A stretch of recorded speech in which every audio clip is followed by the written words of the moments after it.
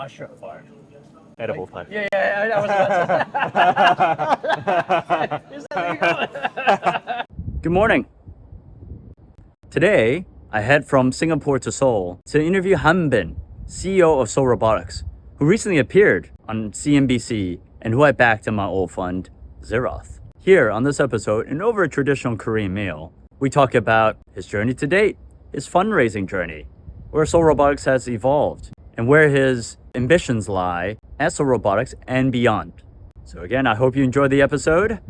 Have a listen. Cheers. Welcome to the Download Show. I don't know what episode we're on, but this is the first time I actually done it first show in Korea. All right. First show over food with Hanbin, Right. CEO of Seoul Robotics. Hopefully this doesn't fog up the... Oh yeah, that's true. I'm gonna put this over here. Cool, And, so this has been an experiment, but I think it'll be kind of fun, and we'll just have a conversation over. What is it? Samgyeopsal. This is actually beef. Beef. Yeah, so it's steak. It's steak. It's steak. What is it? Kogi. Just some sort Yeah, of sogogi. sogogi. Yeah. So you're. How long have you been doing Seoul Robotics? I kind of know. Well, I founded the company in 2017, so this is like a 6th year. Oh really? Getting to 7th year, I think. That's it. Really? Yeah. Oh, that's it. It feels like it's been forever.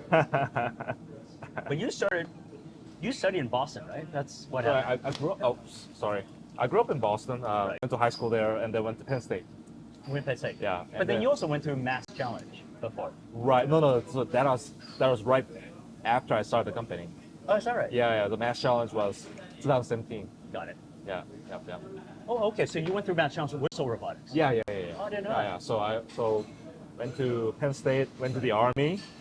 I was tank mechanic for 2 years, fixing Abram M1. That's why you can't shoot.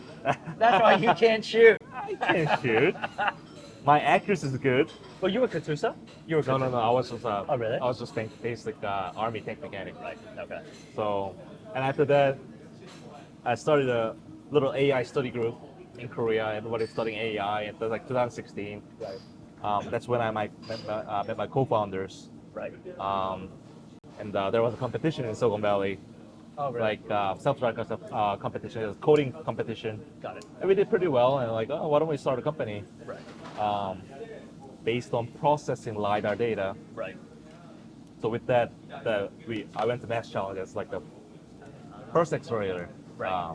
And then 2017. I think I met you in 2018. Something like that. Yeah. Yeah. But I met you in Korea. So you all decided to come back. Yeah. I came back to Korea to start a company. Were they Korean as well? No. The co-founders? Yeah. So 2 of them are.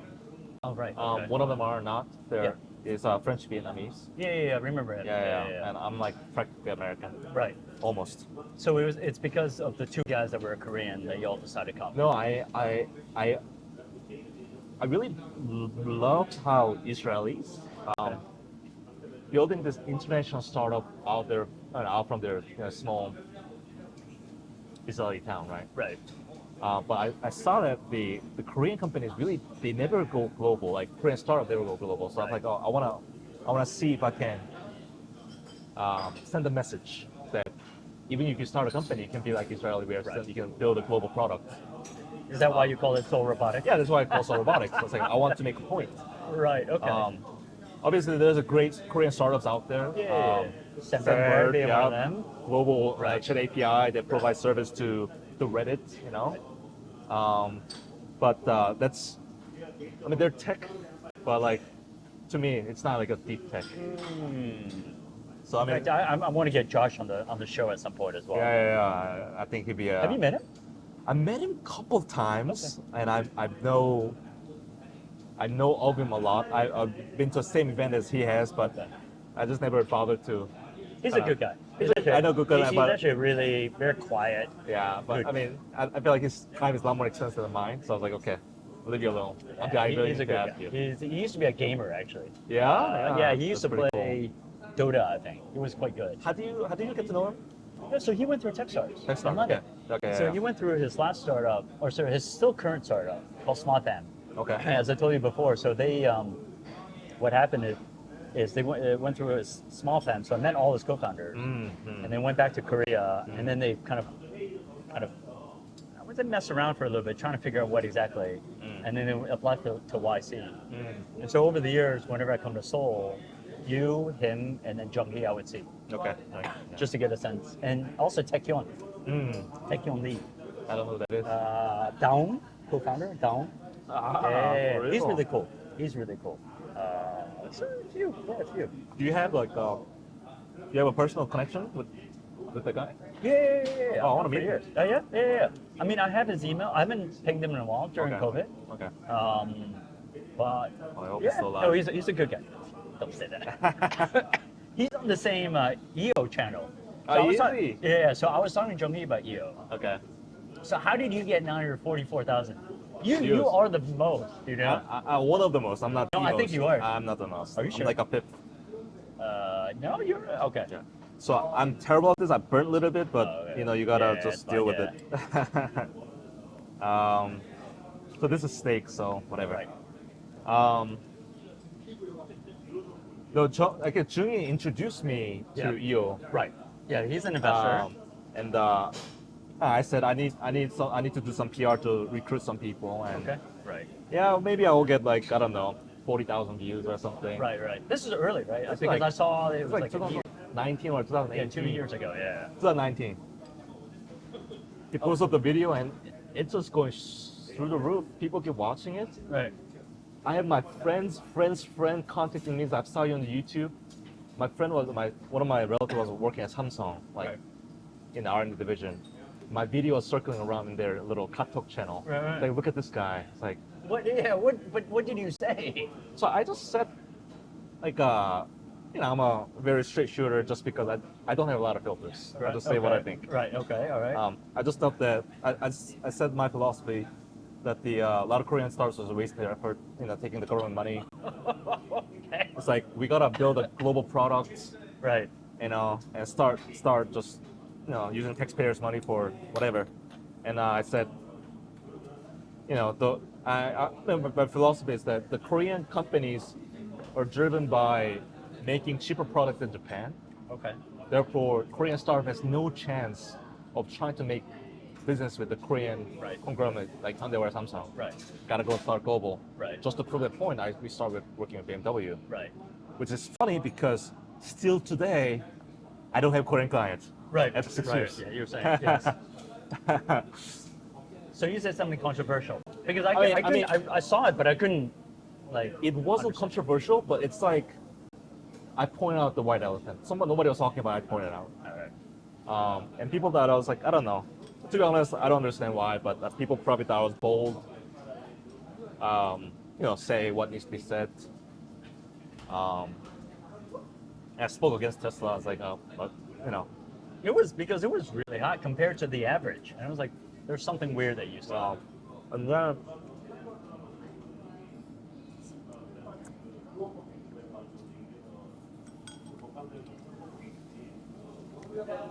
that was a start. Yeah.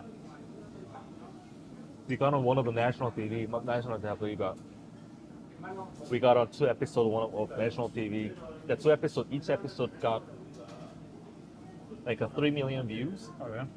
So that summer of 2020, I felt like celebrity. I go to coffee shop, people recognize me. Oh, is that right? Like, you ask me for like autographs. Other than national TV or the YouTube. It One or the other. was YouTube start. Right. YouTube started, and then I got on national TV, and that's like. So I enjoyed a little brief of 5 minutes of fame in summer of 2020, but like, you know, we got way too famous for we're such a deep tech. We're autonomous driving, but Right. we're B2B sector. We're logistics. So yeah. So did it help? I mean, every person we have recruited saw that video. That's why they decided to join So us. it did help. It helped, and then investors, they saw the video and so I think that video has helped us raise a lot of money and people. So you had to do it. What is it? You had to do it. So if you hadn't done it, it would have been much more difficult. We wouldn't be here Oh yeah, you think? without that video. I'm very close with the EO. I just had a dinner with him like 2 days ago. Okay, cool. Yeah, cool guy. Works super hard. So yeah, I mean, he's interviewing how many profilers like in US and Well, I didn't even know about the channel. Yeah, until Jung Hee told me about it. really. Yeah. Now he's a Korean channel has kind of stagnated, but he has a global He channel. has a global channel, yeah. So I kind of saw it, but I wasn't sure. I mean, look at the profile of the people shows Yeah, up. that's right, Pretty yeah. high profile. So he interviewed the Notion guy. Yeah. But I saw it, but I was like, and then Jung Hee mentioned it, and then I saw it, and I was like, oh, okay. And then, like, now I kind of understand. So it's a big deal here in Korea. If you're in a startup, everybody watches that video. Everybody watches every episode of you. So, So ultimately, it's a good thing. what is it? Ultimately, it's a good thing. Oh yeah, it was wonderful. It was one of the pivotal moments of Seoul Robotics that we got on the video. Yeah. So tell me about your fundraising before that. Was it hard? Was it? I mean,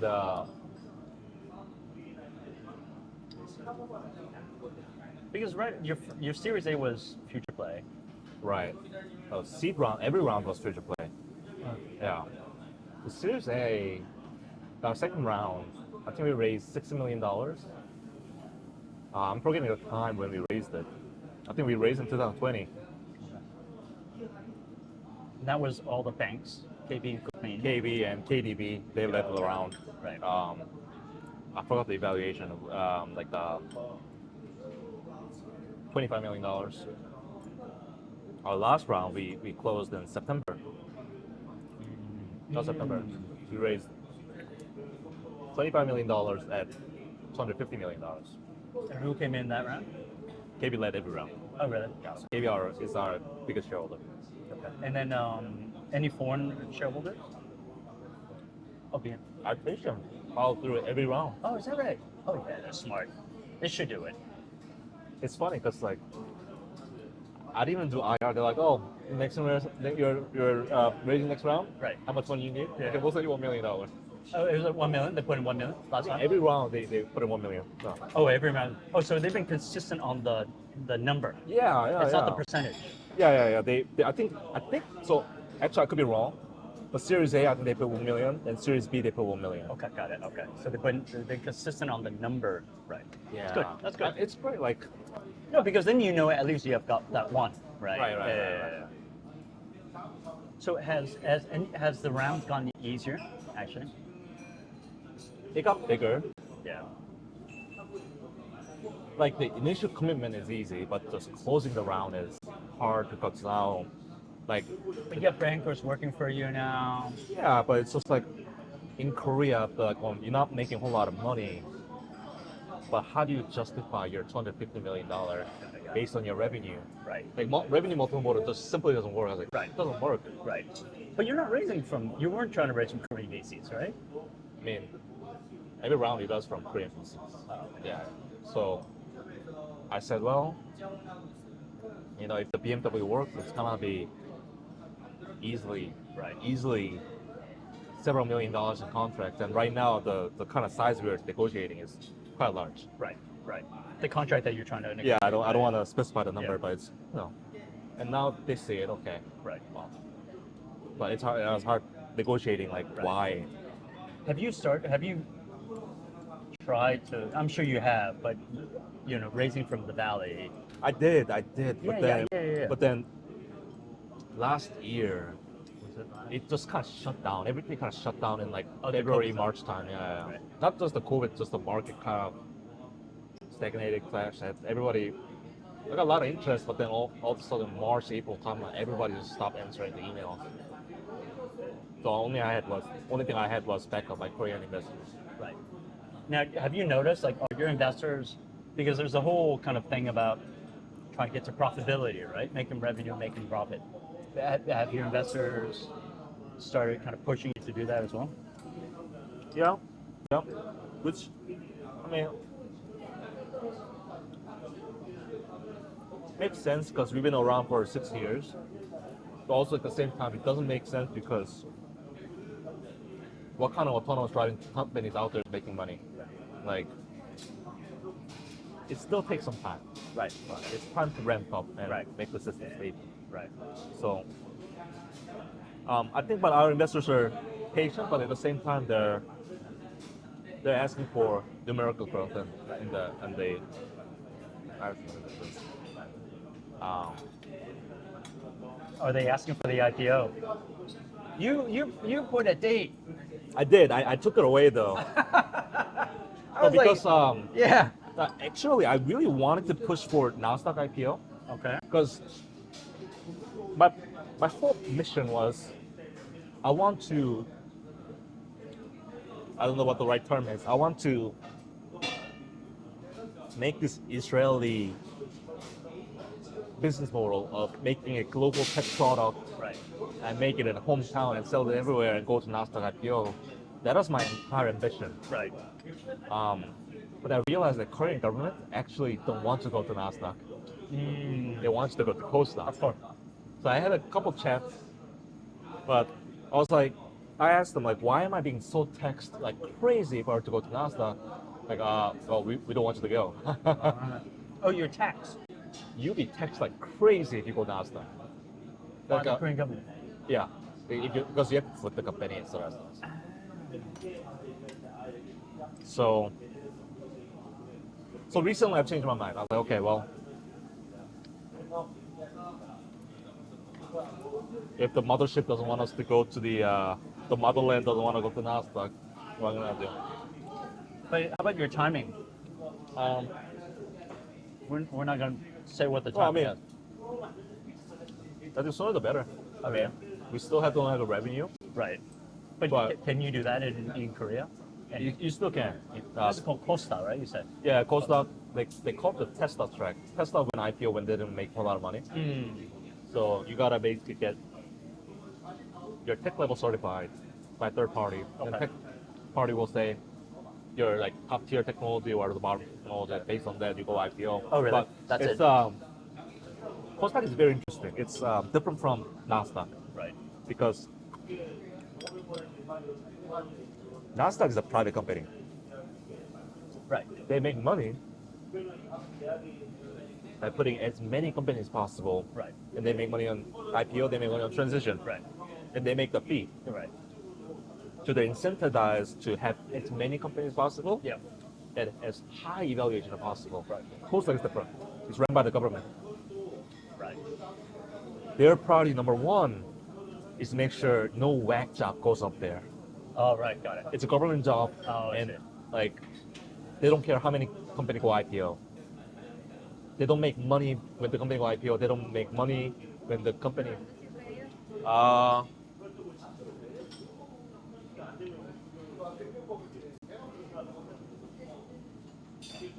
Yeah, let's get some more. You want to switch the pork? Yeah. 삼겹살로 바꿔도 돼요? 네. 삼겹살 3개. 삼겹살 3개 주세요. 네. So they're not they're 그 밥도 incentivized. 2개 주세요. 개? 네, 밥 2개. 밥 두 개? 네. They're incentivized for So they screen super hard. right.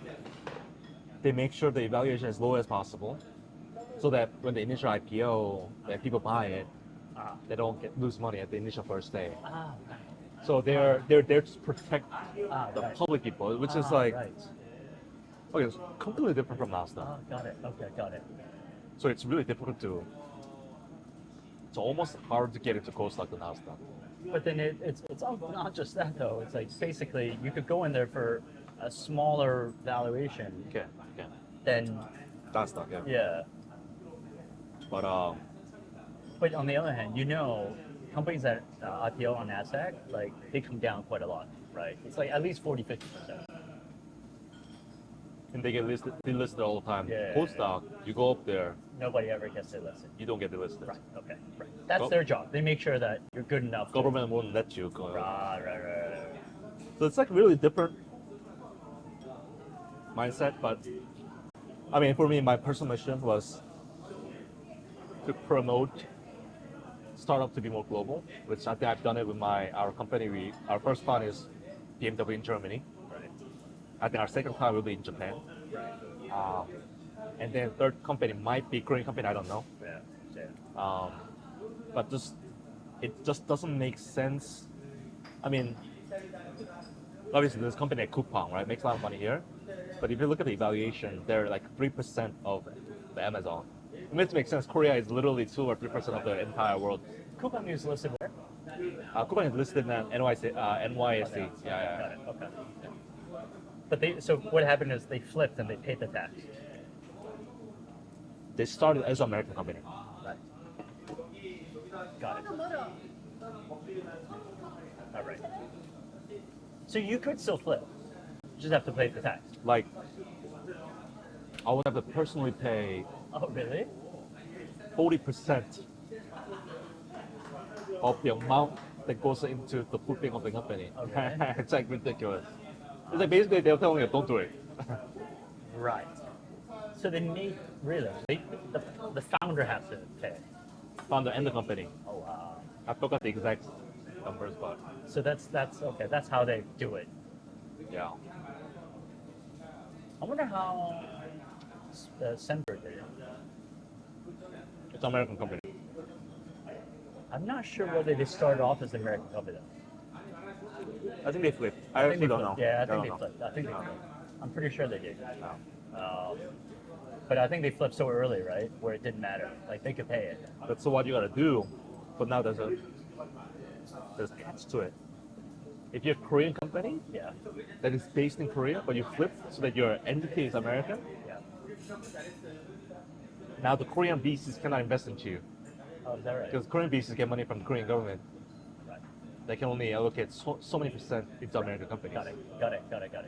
And that doesn't make it more attractive for American investors. So you're like nobody from Korea Right. that don't know you. Right. You don't have any connections. So you're kind of stuck. You're stuck. You're kind of Yeah. screwed. Right. So actually, a lot of companies got screwed during the COVID time. Right. Something like that.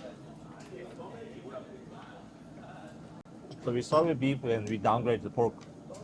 No. I don't know if that's the right I thing like to pork. do, I'm but- just gonna check. We're all good. No, I like pork. In fact, I like pork more. Interesting. So the dynamic. So the time frame. Of IPO. Yeah. I wanna do it as soon as possible.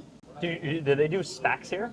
They do have specs. Oh yeah. But are you gonna do SPAC? Would you do SPAC? I think we are worthy of Oh, yeah. actual IPO. Right. Because to do the IPO, you just need this tech certification. Yeah, right? yeah. And I think we are pretty well known in the Korean investment circle. Right. That our transaction numbers will be, but it seems like you just have to know the right people in the co-stock office. So what's stopping you then? What's stopping me? Or what's mean- stopping Seoul Robotics? I mean, we have to go through 1 year process of just prepping up the document. But we haven't started yet. Also, I mean, we would like to show more progress based on the contract and revenue wise. So just wait a little bit longer. For your valuation. Yeah. I mean, honestly, like, is that? And I say this because there's obviously the company stuff, the valuation. It's also like your mentality, right? Like, do you think you're ready to For take that IPO? step? Yeah. So, I mean, I actually don't want to be part of Seoul Robotics after IPO. I think my job is done. I'm a builder. I go to 0 to 1. I build the basic models. I get the initial client. I build the initial team. I'm just not interested in running a public company. I want to do something else. So you do okay. So to some degree, your incentive is to do it as quickly as possible, so that you can. Do something else. Yeah. And how did you come to realization that? I hate manage people. Like I hate management. I Because love now you have 50 people. I got like 80 people now. It's just not my strength suit. Like I'm a big picture guy. I'm pretty crude in many things. Like I skip the details. I'm not that detail-oriented guy, but I love the big pictures, big dreams, big visions. And I don't think at a certain level, just my management skill. I think honestly, if I worked on it, Right. I could improve. And the typical Korean thing to do is educate yourself and grow into that mold of becoming a Sure. IPO CEO. But in the US, it's quite common that you have the founder and you have the That's right. professional CEO. Yeah. Well, that's the thing. Have you thought about bringing in a CEO? I mean, so I got co-founders who are extremely far better manager than I am. All right. We started 6 years ago, so they know what they're doing. I think they're more apt to management than I am. I think the co-founders do well. But yeah, I'm just like not. I think like for me, like when you go beyond like 30, 40 people, that's like, oh, okay. This is not my strength. But so to that question of professional CEO, have you thought about bringing in a professional CEO now just to take it that one step? And that's why our co-founders are taking over that kind of Got it. the CEO role together. All right. So even now, I'm more. I always focus on three things majorly. But you're still the CEO. I'm just still CEO, but I focus on bringing clients, bringing investment, and bringing people. So I actually haven't done a whole lot of management even before, but now you're really required to have. Yeah. I can't do that. I can't handle that. When did you realize that it wasn't for you, right? Was it 20 people? Was it the round? Was there a specific time where I think 30 to 40 people. then you're like, this is, So, it's again in Korea, the investors hate to hear this. But I mean, I tell it what it is. I'm not. I don't want to do it. I'm not good at it. I think I'm really good at building the initial customer initial Right. product initial team. did any investor say, But, maybe none, but did any investor say, I get you, maybe you're not good at that, and we'll find somebody for you? no, in Korea they're like, no, if you IPO, you're dying with the company. I was like, come on. Right. I worked hard to bring this company to. It was a $5 million company. It's now $250 million. Like, It's Well, I great. mean, it's it's very- great that you know your strengths. yeah, and the thing is, Korea is not common. Korea founder becomes the CEO. Right. Like, 100% of the time. Right. Interesting. So, yeah, I mean, I tell investors straight up, like, I'm not interested, but I would like to IPO as soon as possible. Okay, so switching gears a little bit, through this whole, how was COVID for you guys? COVID? Yeah. Oh, by the way, my niece did a Interview. piece on you. Yeah. She told. I saw her LinkedIn. I was like, I know Hanbin, right? Yeah. So Julie, your cousin, your Yeah. My you know, niece. your My niece yeah. that I met in Hong Kong in like Yes. 2018. Very beautiful. She's Very beautiful. pretty. Yeah. Beautiful Korean French girl. Yes. She reached out like, oh, my sister doing a project. Can she talk to you? It's like, I used to do this kind of interview a lot, but Right. why don't you talk to one of my employees? Right. We got 4 French employees, Ah. so it's like, okay, just talk to her for Right. 30 minutes. And Right. like, they talk to each other in French. So Yeah, she did a employee highlight or something. Yeah. Yeah. But yeah. So out of this whole thing, how was COVID for you? So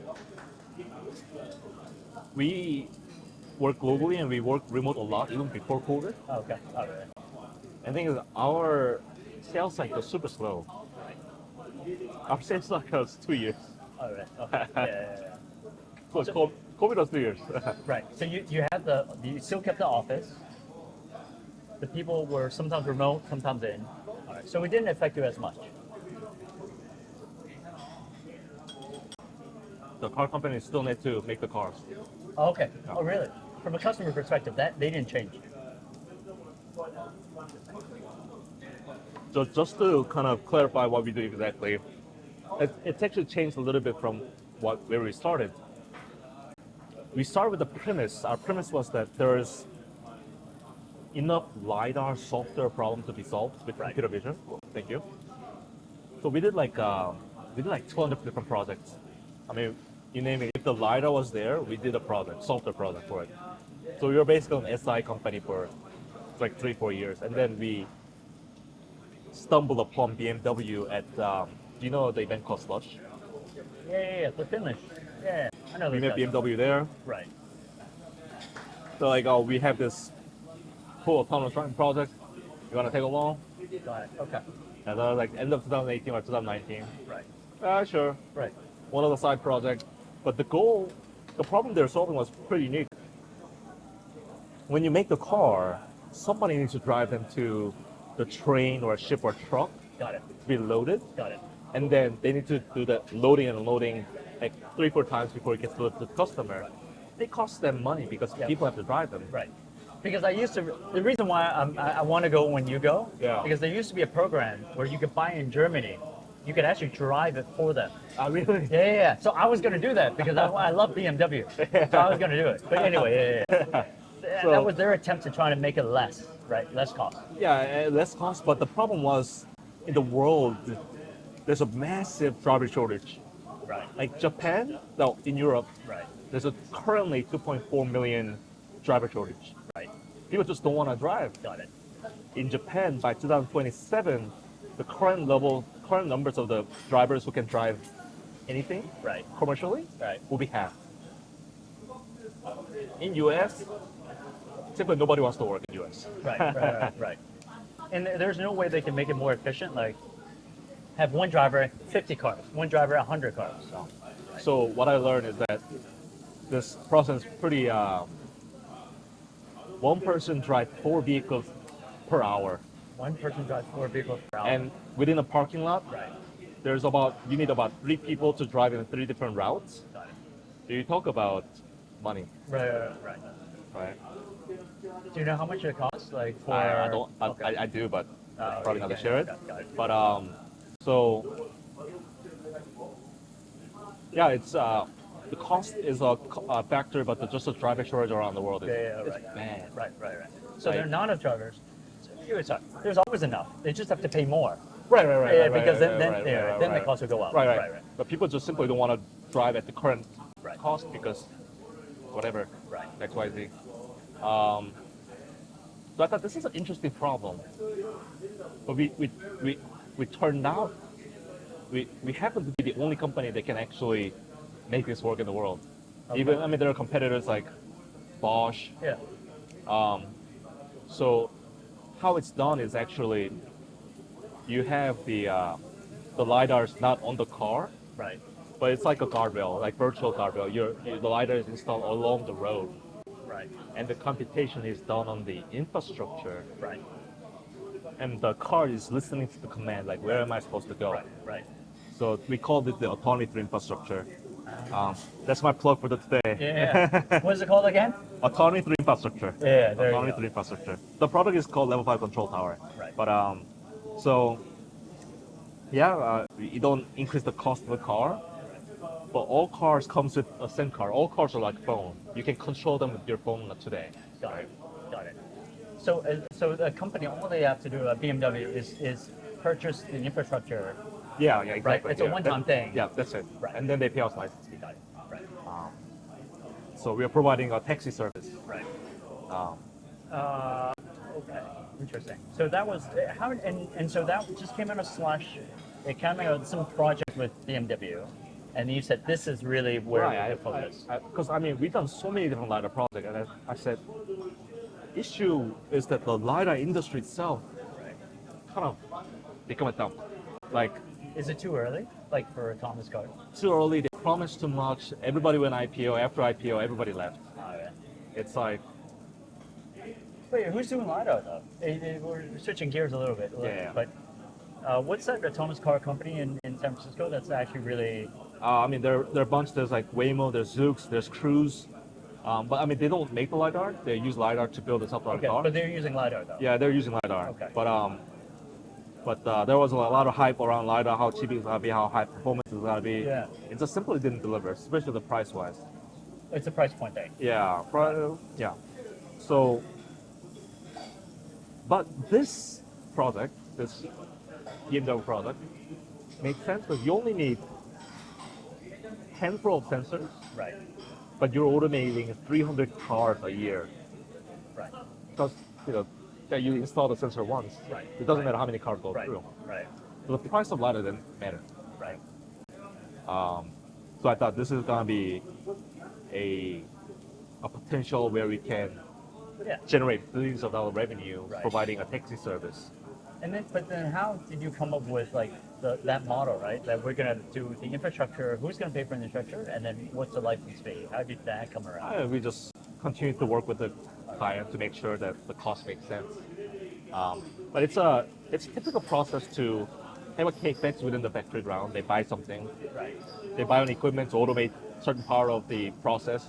Right. So they're simply buying they're, they're basically buying a virtual conveyor belt Got it. Right. Right. that saves them cost, Got it. right? So there's some capex, But then there's a license fee though. there's license fee. Is that different or is that Oh, it's pretty normal? it's yeah, it's a reoccurring software license. Okay. But I that's don't- kind of normal in this space. It's a novel in the space in a way that I don't think not a whole lot of self-driving companies are making actually money from software licensing as a Right. B2B. Yeah, exactly. Yeah. So we are pretty unique in this Yeah, space. yeah, right. So So out of all the different projects you could have done, you chose this one yeah, because it was the most commercial fit. Yeah. And this is the shorter path to our revenue generation. right.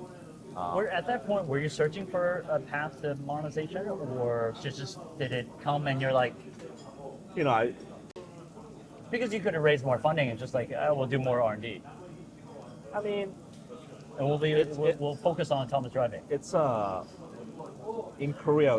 I don't know if you're familiar with the term shamanism. Okay. Like, you have a witch that just kind of knows the future and just kind of go for it. It just felt right. It's like this is it. Like I see a big market potential. I could also see that this could go beyond just the parking lot within the factory ground. You could automate trucks, AGVs, AMRs. You could automate forklifts. As long as they're within the closed ground, Right. we can automate it, right? Okay, so yeah, tell me a little bit more then. So you could, okay, so this is not just the car manufacturing thing, right? So Right. What else could you do? So we started a project in US to automate the truck yards. In US, the truck logistics market is massive. It's labor cost wise is $900 billion market. Portion of that, they spend significant of time in the parking lot. They navigate on the parking lot. So what our system will do is that once you come into the parking lot, you leave the car. The car goes to pick up something and then it goes to the driver and the driver picks it up and just goes to the highway and drive to the next highway. So we're starting with that. It's like rental car facility. They got buildings, they got hundreds of cars within the facility. Right. Nobody has to drive them. It could be automated. Our competitor Bosch, they're automating they're providing his valet parking service. Right. So they got like couple parking lots in Stuttgart. If you got the highest end of Mercedes-Benz, Right. you could actually drop your car off at the entrance. Right. It'll go park itself. Right. And when you summon it, it will go back. Come to you. So this is okay. This is an expansive model. Right now you're starting with cars or car factories, Oh. but there's a lot of like right. Because it's one thing to be a founder to focus on the technology, then it's commercialization, and that's a different skill set. It's a different skill set. And yeah, And I think I said that with our technology, with our skill set, this is the right market to go, the right market to commercialize. Now, I think that's where I love doing it. I loved commercializing BMW. I love getting more clients. oh yeah. Yeah, but I think that was it. Like I don't actually want to manage hundreds of engineers to get this thing done. So you like the initial commercialization. You like Yeah. that might be it. Yeah. We'll go there. And we confirmed the theory Right. that there is a pain Right. point. And then you hire some sales guys and let them, and they go. Yeah. Right. Yeah. Right. So then the next goal for you then is to get it to that IPO stage. You Aim want to for- get that's the next hump. Yeah. So yeah, commercially, I want to push to the co-stock market, right? And financially, commercially, I want to have multiple OEMs Right. while using our technology. And from that point, it's like easy to monetize. Like, Right. our system is already installed. Without our system, you cannot move the cars easily. So, by the way, you should just pick up. Did you pick up? Yeah, Yeah, I it's, was gonna say which I think one's it's ready. good, yeah. Everything is ready. If you project a little bit forward, if you could start a new startup, have you? Wait a second. Do you think you want to create another startup? Is that really No. where you think that's your thing? I think I'm extremely good at. I'm terrible at many things. Dating for one aspect. But I think I'm extremely good at the initial founding of the item, the team, and the market, and initial funding. 0 to 1, I'm great. I think there's a lot of problems. Especially my father retired. At the same time, That's right. I saw the pictures of the yeah, house. my father retired at the same My shirt fired. edible time. Yeah, I was about to. Is that where you're going? Right.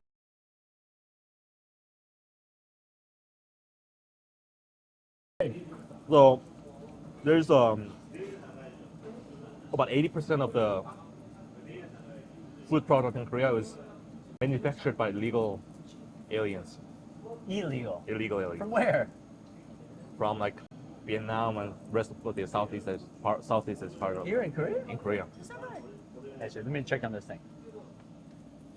Really? Yeah. You know that? Yeah, But they're all in like the suburbs. They're not in like Seoul. a countryside. They're on the all Yeah. countryside. Oh, I didn't Yeah. So I think the farming is gonna be a big issue, especially in Korea, because our birth rate is at 0.7 Right. per couple. Right. Our population will be decimated within like 20 years. Right. It's like Japan, but like Worse. fast. Like yeah, worse. faster, yeah. I mean, you need a lot of automation, but like you gotta automate the farming. So I think there's a good big potential there. And all these farms are owned by people who are 80, 90 years old. They don't have kids to, like, that farm is just gonna die, right? But aren't the farms already like consolidated by like big one? Oh, really? No, it's like Korea, it's all segmented. Little farms here and there. Oh, yeah. Yeah. Okay. No one has done it. Because in the U.S. it's like Monsanto. There's a few. Cargill. Korea's not like that. Interesting. Yeah. Because we actually had a few farming startups at Zeroth. And it was automating different things, right? But what was interesting is different countries have different status of that. Some have consolidated, some haven't, right? So I think Korea needs to be consolidated. Right. These 80, 90-year-old grandpas, Yeah. they will die soon, and right. nobody is gonna take up on their farm. So Interesting. I think I'd love to get into the field to see what I can automate. I tell myself, it cannot be harder than building a self-driving car. But if you do something agriculture, it's actually very meaningful. It is. It's actually very meaningful. It's actually more meaningful than self-driving cars. I mean, self-driving, we're solving a good problem that could generate a lot of revenue. Solving a driver shortage, because nobody wants to do it. But yeah, farming, it's like people need to eat. Yeah.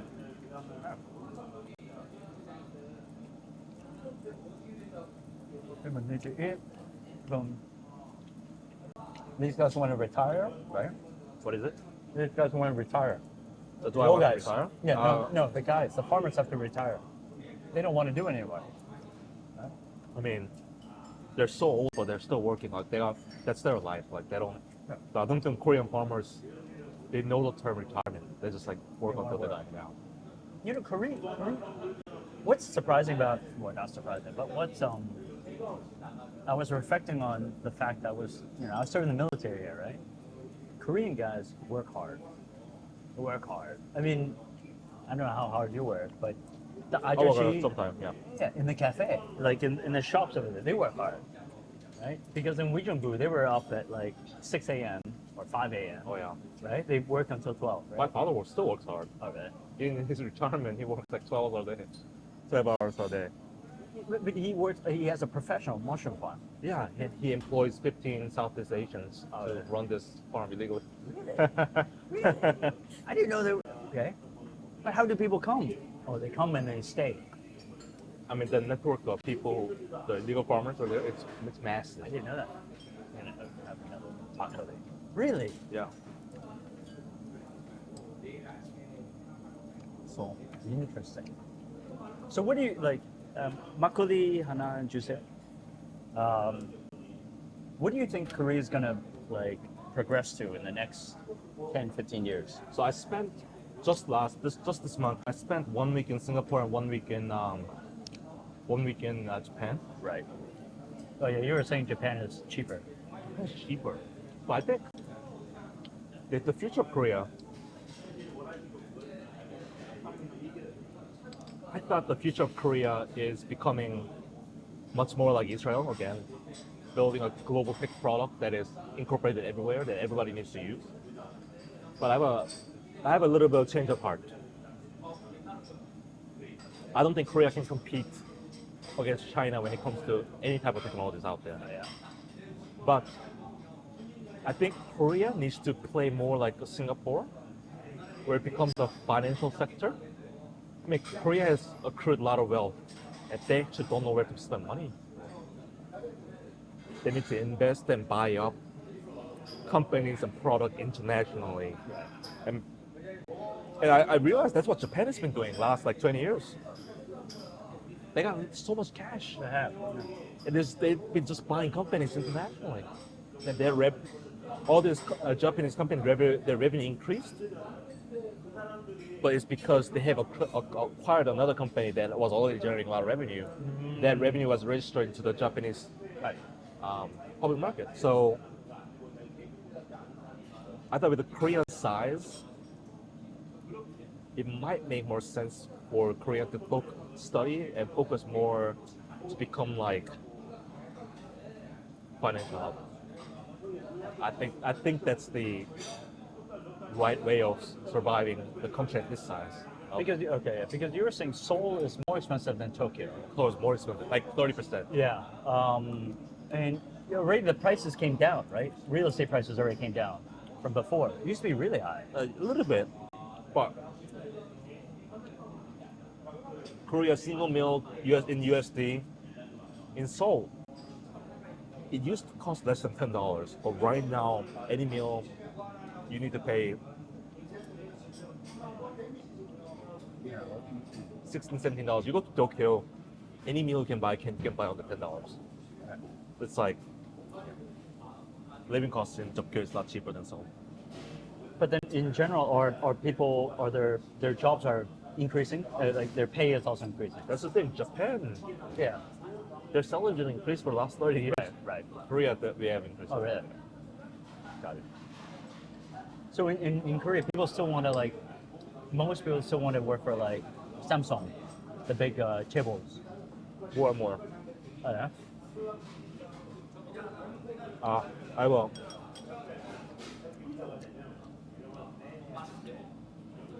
I spent 6 months to convince this engineer to join us. It's like sold out. He's like, oh yeah, I want to do it. And he doesn't call me for a couple of days. I'm like, what's going on? So I'm talking to my wife. Oh, okay. A couple of days later, he comes back and he's like, yeah, I need to go to Samsung because my wife told me to. Right. Like, are you like the man of the house? He's like, no, my house is owned by my wife's family. Okay.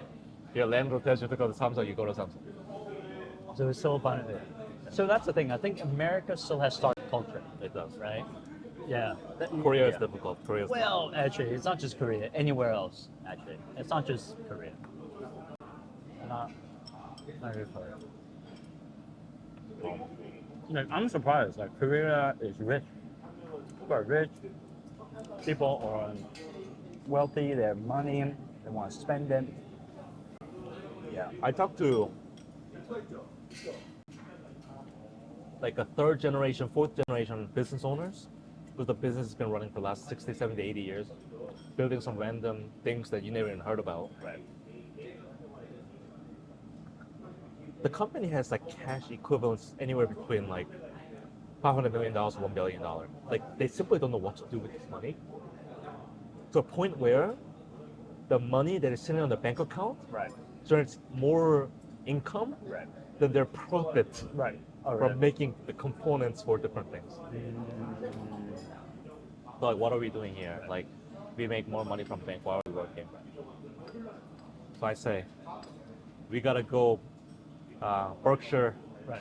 all the way. You gotta go become Acquire. a holdings company. I mean, Korea. So this whole thing about this agriculture, taking traditional businesses, right, putting some tech on top, and then acquiring them, partnering with them, making it a little bit more tech, makes it actually a lot of sense.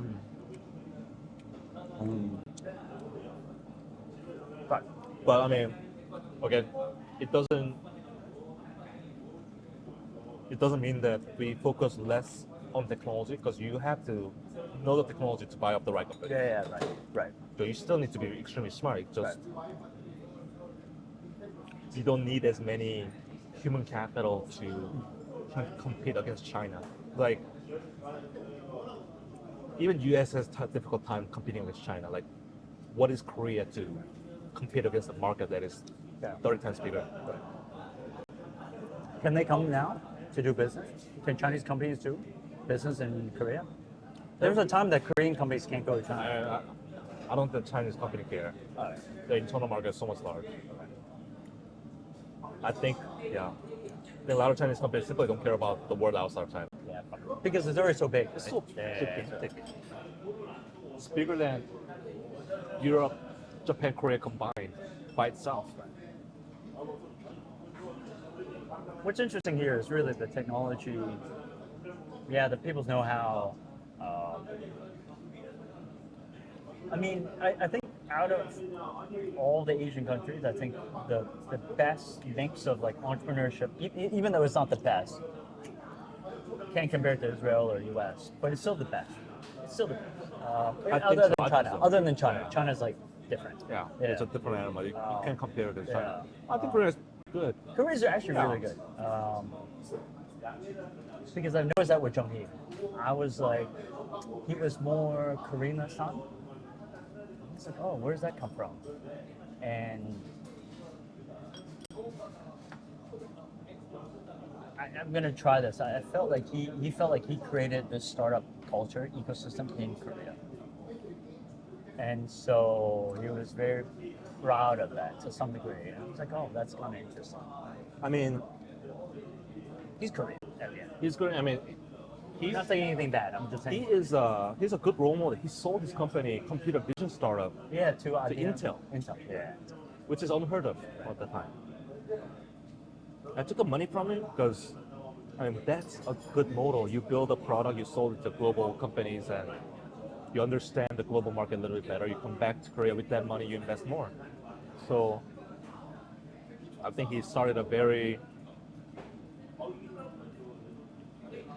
I'm basically taking up on his footsteps, right?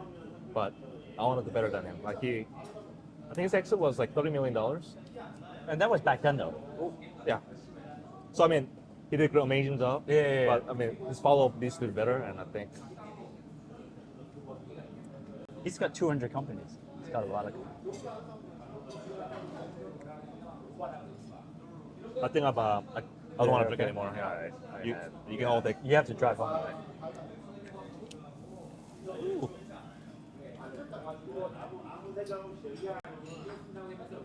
Anyway, I think it's almost so thank you very much. Yeah. It's good to see you. It's we made it in 2018. Be the first investment. I'm waiting for your IPO.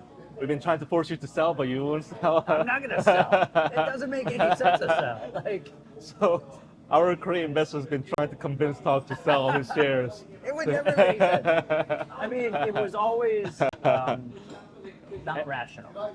So there are two reasons why. One is, it's a good point.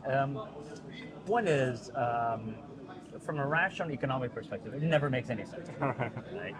Especially on the winners. Second point is that's selfishly. Second part is actually from a venture model perspective. It also it's like playing a game of Monopoly. You hold on to that property as long as possible. Yeah. And that's how you make your returns. Now, you just don't know who will win, right? You don't, and so you try to hold on to it as long as possible to see. And actually, there's a third reason. If you sell, this is how I think of it. If you sell, psychologically, you're like, I don't want to have a relationship with that person. And I mean, I think I've pissed off some of my investors before, but I don't do it for them. Yeah, Actually, I don't. I invest because I like the founders and I wanted to be a part of that story. And I think it's actually economically also good, but I mean, like, it's like a little bit like casino, right? I mean, it doesn't. I'm not guaranteeing that we could go to IPO, and I cannot guarantee that the price stock will stay the same. But if you sell right now, you have 64x. But it's also like the reason why you invest was that I don't know if you at some point want to be an investor, but the reason why you invest isn't the return because you just don't know. You're right, it's a casino. So you invest because of something different, and everybody's different. But for me, it's like because like it was interesting what you did, interesting your profile, and I wanted to have a relationship. And so even if it didn't end up well, this company, it would have been fine, honestly. Or you're saying you'll be fine if the company didn't do well? Yeah, 100%. I hope that. 100%. I hope that our Korean investors feel the No, same. they won't. They won't. They'll probably kill me. Yeah. But that was always that's what my investors may not like me because that was my thing. Because you don't know. Yeah, you don't know. You don't know, right? You don't. It's like, of course I would want you to do. Of course, but you just don't know. Mathematically, you cannot know. And so, what you hope to have is a good relationship, and then see where the cars may lie, where the cars may lie, right? And so, even companies that did fail, I never said a word. Even if they said we failed, I never said a word. I never said it because what you do is hard. Oh, yeah. Actually, what you do is hard. What I do is easy. We just place bets. What you do is hard. So who am I to say, oh, you should have done more? Of course you should have. But it was your life and blood for 7 years. Yeah. Right? So for me to say you should have done more, look, I'm putting salt on your wound. Of course you would have done. Yeah. There's nothing for me to say. Right? So, how many the friends, the batch of Zeroth that I started with, how many have survived? I forgot which batch you are, but batch 4? There's some are dead. Some are dead. Probably about. So the normal typical model is about 30% do well. Okay. 30% kind of fat, and 30% like die. Probably about the same. But it's the thing with early stage in Asia. It takes a lot longer. It takes a lot. So I got a lot of shit from my investors. Like, where's your return? I was like, we need time. I don't know. Yeah. Like, I can't force anything. We need time. It's not the U.S. where acquisitions and. Well, I mean, if you do well, we're going to be covering for at least 80 startups. Hopefully. Just invite me to your IPO. What is it? Invite me to your IPO. Yeah, you got to wear Crocs. Okay, that's your dress code? Yeah. You know, walking into the bell room without the Crocs. I'll make my Crocs a little bit nicer. Yeah, sure. So, anyway, we'll cut it. Thank you very much. I hope you enjoyed that episode. And please hit the subscribe button as it helps me massively on, YouTube's nasty algorithm. And if you like the theme of this episode, I believe that you would enjoy this episode from Benjamin Southworth, where he talks about creating 60,000 jobs in agriculture in the UK. So again, I'll see you next time.